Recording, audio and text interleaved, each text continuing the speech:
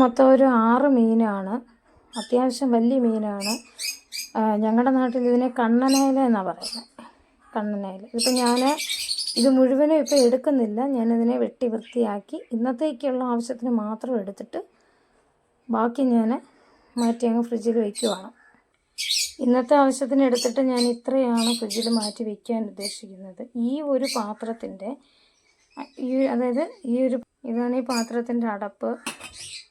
ഈ ഒരു പാത്രത്തിൻ്റെ ഏറ്റവും ചെറുത്, പിന്നെ ഇത്, അതിന് ഇച്ചിരി കൂടെ വലുത്, പിന്നെ ഏറ്റവും വലുത്, അങ്ങനെ ഒരു 4 തായിട്ട് വരുന്നത് എൻ്റെ കയ്യിലുണ്ട്. ഇത് നമുക്ക് ഇങ്ങനെയൊക്കെയുള്ളത് ഒരു 3-4 വർഷം കൊണ്ട് എൻ്റെ കയ്യിലുള്ള പാത്രമാണിത്. അത് ഇങ്ങനെയൊക്കെയുള്ള പാത്രങ്ങളുണ്ടെങ്കിൽ നമുക്ക് എന്തെങ്കിലും ഒരു ആവശ്യത്തിന് എന്തെങ്കിലും ഒരു കറിയോ എന്തെങ്കിലും സാധനം നമുക്കൊന്ന് വിളമ്പി മാറ്റി വെക്കണമെങ്കിലോ, അല്ലെങ്കിൽ ഇതേപോലെ മീനോ എന്തെങ്കിലും സാധനങ്ങൾ ഫ്രിഡ്ജിനകത്തെടുത്ത് വെക്കണമെങ്കിലോ ഒക്കെ നമുക്കിത് വളരെ ഉപകാരമാണ് ഇങ്ങനെയൊക്കെയുള്ള പാത്രം. ഞാൻ പറഞ്ഞല്ലോ, ഞാൻ ഇപ്പം 3 മീനാണ്. 3 മീൻ തികച്ചും എടുത്തിട്ടില്ല, അതിൻ്റെ പകുതിയേ എടുത്തിട്ടുള്ളൂ. അപ്പോൾ അതിന് ഞാൻ വലിയൊരു തക്കാളിക്കായിരുന്നു. ആ തക്കാളിക്കയുടെ അര പീസ്. അതേപോലെ തന്നെ ഇഞ്ചി അത്യാവശ്യം നമ്മുടെ കുഞ്ഞ് വിരലുണ്ടല്ലോ, നമ്മുടെ ചെറുവിരലിൻ്റെ അത്രയും ഒരു ഇഞ്ചി എടുത്തിട്ട് അതിനെ പകുതിയാക്കിയിട്ട് അത്രയും ഇഞ്ചി എടുത്തിട്ടുണ്ട്. പിന്നെ പച്ചമുളക് ഞാൻ 2 എടുത്തു. എന്നിട്ട് അതിനെ 4ആയിട്ട് കീറി. പിന്നെ വെളുത്തുള്ളി ഒരു 5-6 എടുത്തു. അത് ചെറുതാണെങ്കിൽ അതിനനുസരിച്ച് എടുക്കണം, വലുതാണെങ്കിൽ അതിനനുസരിച്ച് ആ രീതിക്ക് എടുക്കണം. അപ്പം ഞാൻ ഇന്നിവിടെ കറി വയ്ക്കാൻ പോകുന്നതെന്ന് പറഞ്ഞാൽ വലിയ പാചകക്കാരിയൊന്നുമല്ല ഞാൻ. എന്നാലും എനിക്കറിയാവുന്ന രീതിയിൽ ഞാൻ വയ്ക്കുന്നു എന്നുള്ളത് മാത്രമേ ഉള്ളൂ. ഞാനിങ്ങനെ ഉണ്ടാക്കുന്ന ഓരോരോ സാധനങ്ങൾ, ഞാൻ കറി വയ്ക്കുന്ന ഓരോരോ സാധനങ്ങൾ ഞാൻ നിങ്ങളുടെ മുമ്പിലോട്ട് എത്തിക്കുന്നു എന്ന് മാത്രമേ ഉള്ളൂ. എൻ്റെ വീഡിയോ നിങ്ങൾക്ക് ഇഷ്ടപ്പെടുകയാണെന്നുണ്ടെങ്കിൽ അതിനെ തീർച്ചയായിട്ടും ലൈക്ക്, ഷെയർ, കമൻറ്റ്, സബ്സ്ക്രൈബൊക്കെ ചെയ്യുമെന്ന് ഞാൻ വിശ്വസിക്കുന്നുണ്ട്. പിന്നെ അതേപോലെ തന്നെ നമ്മുടെ അമ്മച്ചിമാരൊക്കെ പണ്ട് കാലത്ത് മീൻ കറി വയ്ക്കത്തില്ലേ, ആ ഒരു രീതിയിലാണ് വയ്ക്കുന്നത്. അല്ലാതെ അതിനകത്ത് വലിയ വെളുത്തുള്ളി ഇഞ്ചിയും കൂടെ മൂപ്പിച്ചിടുകയോ അല്ലെങ്കിൽ കടുക് വറുത്തിടുകയോ അല്ലെങ്കിൽ ഒന്നും ചെയ്യാതെ നമ്മൾ സാധാരണ പണ്ടത്തെ കാലത്ത് നമ്മുടെ അമ്മച്ചിമാർ മീൻ കറി വയ്ക്കും. പണ്ടത്തെ കാലത്ത് ഇതിനൊക്കെ വലിയ ഡിമാൻഡായിരുന്നല്ലോ. അതുകൊണ്ട് അത്രയൊന്നും കിട്ടാനില്ലാത്തത് കൊണ്ടായിരിക്കാം അവരങ്ങനെ ചെയ്തത്. അതിനെക്കുറിച്ച് നമുക്കറിയില്ലെങ്കിലും ഞാൻ പണ്ടത്തെ അമ്മച്ചിമാർ വയ്ക്കുന്ന മീൻകറി അതേപോലെ എന്ന് പറയാൻ പറ്റത്തില്ല, എൻ്റെ അറിവിനനുസരിച്ച് ഞാനതിനെ വെച്ച് നിങ്ങളുടെ മുമ്പിൽ എത്തിക്കാനാണ് ആഗ്രഹിക്കുന്നത്. ഓക്കെ, അപ്പം ഞാൻ ഒരു സ്റ്റെപ്പായിട്ട് കാണിച്ചു തരാവേ. ഇതിനകത്ത് അത്യാവശ്യം വലിയ തലയായിരുന്നു കേട്ടോ. അത് വീഡിയോ കൂടെ കാണുമ്പോൾ എങ്ങനെയാണെന്ന് എനിക്കറിയില്ല. പക്ഷേ അത്യാവശ്യം വലിയ തല ആയതുകൊണ്ട് തന്നെ എനിക്ക് വലിയ ഇഷ്ടമാണ് മീൻ്റെ തലയൊക്കെ. അത് എപ്പോഴൊന്നും ഇഷ്ടമല്ല, ചില സമയത്തൊക്കെ. അതുകൊണ്ട് ഞാനിതിനെ തലയും കൂടെ ഇട്ടിട്ടാണ് കറി വയ്ക്കുന്നത്. ഇപ്പോൾ ഇത് 3 മീൻ തികച്ചില്ല എന്ന് ഞാൻ പറഞ്ഞിട്ടുണ്ടായിരുന്നല്ലോ. 3 മീൻ തികച്ചില്ല. അപ്പം അതിന് വേണ്ടുന്ന മുളക് പൊടി എന്ന് പറയുന്നത്, ഞങ്ങൾക്ക് അത്യാവശ്യം എരി വേണം. അപ്പം നല്ല രീതിക്ക് എരിയുള്ള മുളക് പൊടിയാണെങ്കിൽ അതിനനുസരിച്ച് നിങ്ങളിടാൻ പാടുള്ളൂ. ഞാൻ എൻ്റെ കയ്യിൽ മീഡിയം സൈസിൽ എരിവ് അത്രയും ഇല്ലാത്ത മുളക് പൊടിയാണ്. അതുകൊണ്ട് തന്നെ 2.5 സ്പൂൺ മുളക് പൊടിയും 1.5 സ്പൂൺ മല്ലിപ്പൊടിയുമാണ് ഞാൻ ഇതിനകത്തിടുന്നത്. 2.5 സ്പൂണ് 1.5 സ്പൂണെന്ന് പറയുന്നത് നമ്മുടെ ടേബിൾ സ്പൂണല്ല, ടീസ്പൂണല്ല, ടേബിൾ സ്പൂണാണ്. അപ്പം ഞാൻ അങ്ങനെ ഇട്ടിട്ടുണ്ട്. ഇപ്പം പണ്ടത്തെ അമ്മച്ചിമാരൊക്കെ മീൻകറി വയ്ക്കുന്നത് എൻ്റെ അറിവിൽ ഞാനിത് കണ്ടിട്ടുള്ളതെന്ന് വെച്ചാൽ ഇവർ ഡയറക്റ്റ്ലി ഇതിൽ ഈ പൊടികളെല്ലാം അങ്ങ് ചേർക്കുവാണ്. പിന്നെ കുരുമുളക് പൊടി ചേർക്കുമല്ലോ എന്നുള്ളത് എനിക്കറിയത്തില്ല.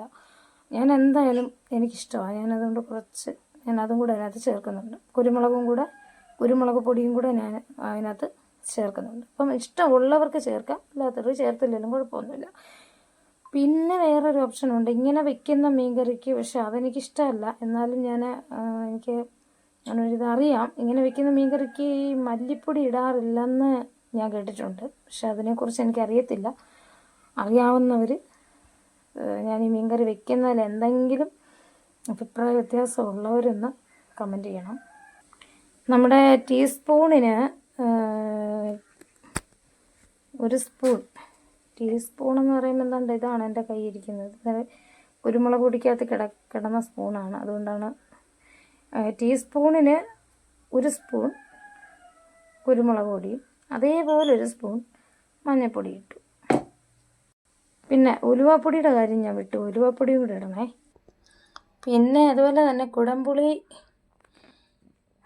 ഒന്നിൽ നല്ല തിളച്ച വെള്ളം ഇരിപ്പുണ്ടെന്നുണ്ടെങ്കിൽ ഏതെങ്കിലും ഒരു പാത്രത്തിലോട്ടിട്ടിട്ട് ആവശ്യത്തിന് കുടംപുളി എടുത്തിട്ട് അത് വെള്ളം ഒഴിച്ചാൽ മതി.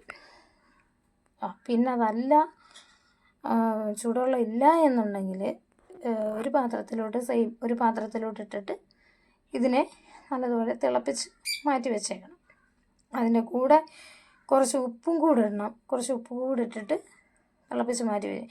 എൻ്റെ കയ്യിൽ ഇരിക്കുന്ന കുടംപുളി എന്ന് പറയുന്നത് അത്യാവശ്യം നല്ല പുളിയാണ്. അതുകൊണ്ട് തന്നെ ഞാനിത് കീറി ഇട്ടിരിക്കുകയാണ്. ഞാൻ രണ്ട് അത്യാവശ്യം വലിയ ഒരു പൂളായിട്ട് കിട്ടുമല്ലോ, അതുപോലെ 2 എണ്ണവും ഒരു അര മുറിയും ഞാൻ എന്നിട്ട് അതിനെ കീറി ഇട്ടിരിക്കുകയാണ്. ഇങ്ങനെ വലുതായിട്ട് കിടക്കുന്നത് കീറി ഇങ്ങനെ ഇട്ടിരിക്കുകയാണ്. അത് വലുതായിട്ട് തോന്നുന്നു എന്നുള്ളത് മാത്രമേ ഉള്ളൂ. പിന്നെ അതിൻ്റെ കൂടെ തക്കാളിക്കയും കൂടെ ഉണ്ടല്ലോ, അത്യാവശ്യം നല്ല പുളിയാണ്. അതുകൊണ്ട് ഞാൻ ഇത്രേ എടുത്തിട്ടുള്ളൂ. എനിക്ക് പുളി നല്ല രീതിക്ക് ഇഷ്ടമാണ്. അധികമാവരുത്, എല്ലാം ഒരു മീഡിയം പരുവത്തിരിക്കണം. എന്നാലും പുളി ഞാൻ ഇത്രയും എടുത്തുള്ളൂ. പിന്നെ ഏതാണ്ട് ഇതിനകത്ത് നമ്മൾ മീനിൻ്റെ ചട്ടിയിൽ ഞാൻ നേരത്തെ കാണിച്ചല്ലോ, ചട്ടിക്കകത്ത് മീനും ഇട്ട് പൊടിയും ഇട്ട് അതിനകത്ത് അത്യാവശ്യം വെള്ളം ഒഴിച്ചിട്ടുണ്ട്. വെള്ളം എന്ന് പറയുന്നത് വേണമെങ്കിൽ പച്ചവെള്ളം ഒഴിക്കാം, അതല്ലെങ്കിൽ ചൂടുവെള്ളം ഒഴിക്കാം. ഞാൻ പക്ഷേ പച്ചവെള്ളമാണ് ഒഴിച്ചത്. പിന്നെ ഒരു കാര്യമുണ്ട്, നമ്മൾ കുടംപുളി ഇട്ട് വെച്ചിരിക്കുന്നതിനകത്ത് വെള്ളമുണ്ട്. മീൻകറിക്കൊന്നും അങ്ങനെ അധികം വെള്ളത്തിൻ്റെ ആവശ്യമില്ല. പിന്നെ അതുപോലെ തന്നെ ഉപ്പിടുന്ന കാര്യം ഓർക്കണം. ഉപ്പ് നമ്മൾ കുടംപുളി ഇട്ട് വെച്ചപ്പോൾ അതിനകത്ത് ഉപ്പ് ഇട്ടിട്ടുണ്ടായിരുന്നു. അതുകൊണ്ട് നിങ്ങൾ ഉപ്പിടുമ്പോൾ സൂക്ഷിക്കണം. മീൻകറിയിൽ ഇതെല്ലാം നമ്മളിങ്ങനെ കലക്കുന്ന വഴിക്ക് ഉപ്പും കൂടെ ആഡ് ചെയ്യരുത്, കാരണം മറ്റേതിനകത്ത് ഉപ്പുണ്ട്. പിന്നെ ഇത് തിളച്ച് വരുമ്പോൾ, അതായത് പുളിയും കൂടി ഇട്ടതിന് ശേഷമാണല്ലോ തിളച്ച് വരുന്നത്. ഈ തിളച്ച് വന്ന് കഴിയുമ്പോൾ നമ്മളൊന്ന് നോക്കണം.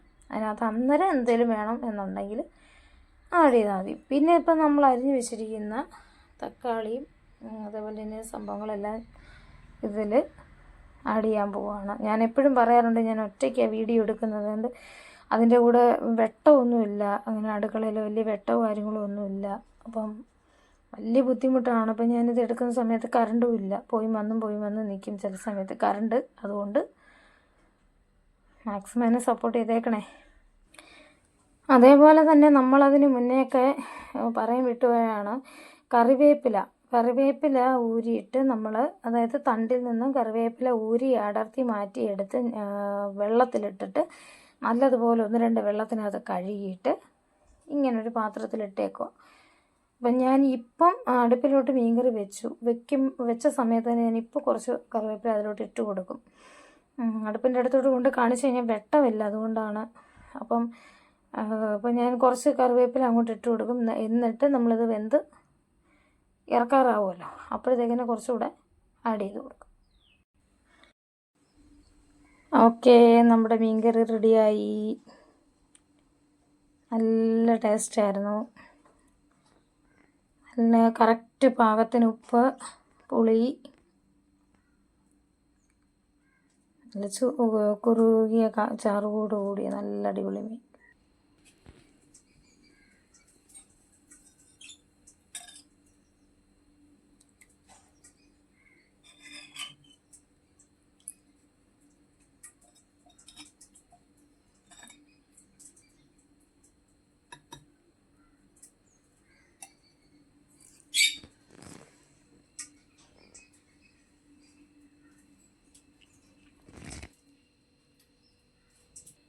കുറച്ച് രസം വയ്ക്കാമെന്ന് വിചാരിച്ചു.